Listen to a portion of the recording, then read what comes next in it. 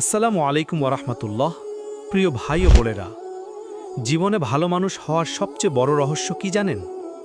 আপনি কাদের সাথে চলেন। কারণ বন্ধুত্ব এমন একটি জিনিস যা মানুষকে জান্নাতেও তুলতে পারে, আবার জাহান্নামে নিক্ষেপও করতে পারে। আজ আমি আপনাদের সামনে তুলে ধরছি রাসূলুল্লাহ সাল্লাল্লাহু আলাইহি ওয়াসাল্লাম আমাদেরকে বন্ধুত্ব সম্পর্কে যে 5টি গুরুত্বপূর্ণ উপদেশ দিয়েছেন, আমাদের নিজের জীবন বদলে দেওয়ার মতো শিক্ষা। আজকের এই ভিডিওতে আমরা জানব কেমন বন্ধুর সাথে মিশলে মানুষ উন্নতি পায় আর কেমন বন্ধুর কাছে গেলে মানুষ ক্ষতিগ্রস্ত হয়। চলুন রাসূলুল্লাহ সাল্লাল্লাহু আলাইহি ওয়াসাল্লামের এই মূল্যবান নসিহতটি হৃদয়ে ধারণ করি। মানুষ তার বন্ধুর ধর্মের উপর থাকে।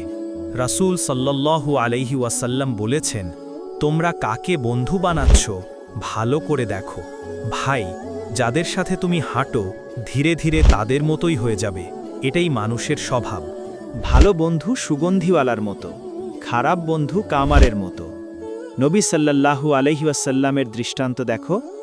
ভালো বন্ধু তোমাকে সুঘ্রাণ দেবে, ভালো পথ দেখাবে। আর খারাপ বন্ধু, সে তোমার পোশাক না পরালেও তার ধোঁয়া তোমাকে নষ্ট করবে। শুধু মুমিনের সাথে বন্ধুত্ব করো। রাসূল সাল্লাল্লাহু আলাইহি ওয়াসাল্লাম বলেছেন, তুমি শুধু মুমিনের সাথেই বন্ধুত্ব করবে। মানুষের ঈমান আছে, সে তোমাকে নামাজে ডাকবে, পাপে নয়, সঠিক পথে টেনে আনবে, ভুল নয়। কাউকে দ্রুত বন্ধু বানিও না। নবী সাল্লাল্লাহু আলাইহি ওয়াসাল্লাম আমাদের শিখিয়েছেন, মানুষকে যাচাই না করে বন্ধু বানিও না। সবাই বন্ধুত্বের যোগ্য নয়। বন্ধুত্ব হচ্ছে হৃদয়ের চুক্তি। এটা ভুল মানুষের হাতে দিলে হৃদয় ভেঙে যাবে। মানুষকে যাচাই করে বন্ধু করুন। বন্ধুর ভুল দেখলে তাকে গোপনে উপদেশ দাও।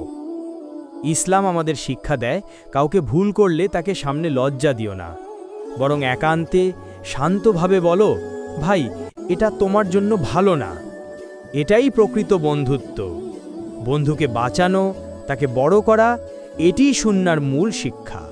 আলহামদুলিল্লাহ, আজকের ভিডিওটি এখানেই শেষ করছি। যদি কিছু ভুল বলে থাকি, আল্লাহর জন্য ক্ষমা করে দেবেন। আশা করি উপকার পেলে ইসলামের দাওয়াত ছড়িয়ে দিতে চ্যানেলটি সাবস্ক্রাইব ও শেয়ার করবেন। আল্লাহ আমাদের সবাইকে হেদায়েত দিন। আসসালামু আলাইকুম ওয়া রাহমাতুল্লাহি ওয়া বারাকাতুহু।